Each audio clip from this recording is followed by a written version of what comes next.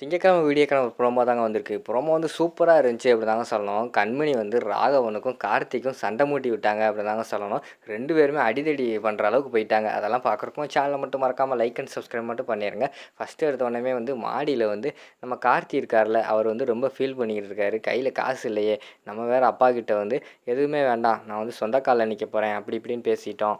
அப்போவே வந்து அப்பா வந்து கடைய பார்க்க சொன்னார். நம்ம தான் வேண்டாம் அப்படின்னு சொல்லிட்டு இருந்தோம். இப்போ பார்த்து என்ன பண்ணுறது அப்படின்னு சொல்லிட்டு ஒரு பக்கம் யோசிச்சுக்கிட்டே இருக்காங்க.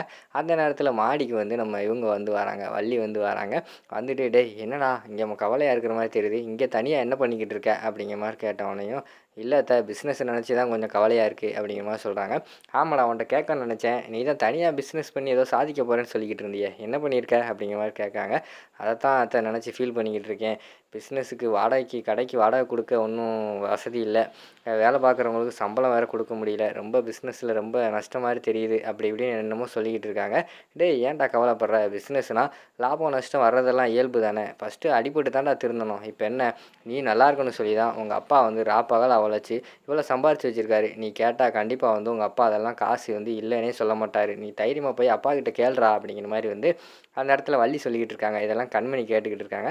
விறுவிறுன்னு வராங்க கண்மணி. கார்த்தி என்ன கார்த்தி நீங்கள் எப்படி பண்ணிக்கிட்டு இருக்கீங்க, தனியாக சொந்த காலில் நிற்கிறேன்னு சொல்லிட்டு இப்போ போய் மாமா கிட்ட காசு கேட்டால் அது நல்லாவா இருக்கும், அது நமக்கு மதிப்பு இருக்குமா அப்படிங்கிற மாதிரி சொல்லிக்கிட்டு இருக்காங்க. அட்வைஸ் பண்ண ஆரம்பிச்சிட்டாங்க. அண்ணே நிப்பாட்டுங்க, தேவையில்லாமல் எனக்கு அட்வைஸ் பண்ணுற வேலையெல்லாம் வச்சுக்கிட்டு இருக்காதீங்க. அட்லீஸ்ட் ஒரு ஆட்டோக்கார ஃபேமிலியில் பிறந்துக்கிட்டு நீங்கள் எனக்கு அட்வைஸ் பண்ணுறீங்களா, உங்களுக்கு பிஸ்னஸ்னால் ஃபஸ்ட்டு என்னன்னு தெரியுமா, வாயை மூடிட்டு பேசாமல் இருங்க அப்படிங்கிற மாதிரி வந்து அவர் வந்து திட்டி விட்டுறாரு. அவங்களுக்கு அந்த இடத்துல அழுகையாக போயிடுது. உடனே அழுதுகிட்டே போய் நம்ம இவங்க இருக்காங்கல்ல ராகவன் கிட்ட வந்து சொல்லிடுறாங்க, என்னைய வந்து உங்கள் தம்பி வந்து இப்படிலாம் திட்டாரு அப்படின்னு சொல்லிட்டு அந்த இடத்துல வந்து காசா சொல்கிறாங்க. அப்படியா திட்டினா வா போய் கேட்போம் அப்படின்னு சொல்லிட்டு பயங்கரமான கோவத்தில் ராகவன் வந்து கீழே இறங்கி வர்ற மாதிரி தான் காட்டுறாங்க. டேய் கார்த்தி இங்கே வாடா அப்படிங்கிற மாதிரி கூப்பிட்டோன்னே என்ன அப்படிங்கிற மாதிரி வந்து அவர் கேட்டுட்டு வராரு. அந்த இடத்துல வள்ளி இருக்காங்க. என்ன எதுக்கு என் பொண்டாட்டி வந்து திட்டினேன் அப்படிங்கிற மாதிரி சொன்னாங்க. பிறகு என் பிஸ்னஸ் எனக்கு வந்து பார்த்துக்க தெரியாதா, அவங்க தான் வந்து அட்வைஸ் பண்ணணுமா, எதுக்கு அவங்களாம் எனக்கு அட்வைஸ் பண்ணிக்கிட்டு இருக்காங்க அப்படிங்கிற மாதிரி சொல்கிறாங்க. அவன் வந்து உனக்கு அண்ணிடா, அதனால வந்து அந்த முறையில் உனக்கு அட்வைஸ் பண்ணியிருப்பா, இதில் என்ன இருக்குது அப்படிங்கிற மாதிரி சொல்லிக்கிட்டு இருக்காங்க. இங்கே பாரு, என் பிஸ்னஸை நான் மட்டும்தான் பார்க்கணும், எனக்கு வந்து அட்வைஸ் பண்ணுற வேலையெல்லாம் யாரும் வச்சுக்கிறக்கூடாது, என் பிஸ்னஸ்க்குள்ளே யார் தலையிட்டாலும் எனக்கு சுத்தமாக பிடிக்காது சரியா, அது யாராக இருந்தாலும் பரவாயில்ல அப்படிங்கிற மாதிரி சொல்லிக்கிட்டு இருக்காங்க. இப்போ சரி இப்போ விடு, நீ திட்டிட்டேல ஒழுங்காக வந்து மன்னிப்பு கேளு அப்படிங்கிற மாதிரி சொல்கிறாங்க.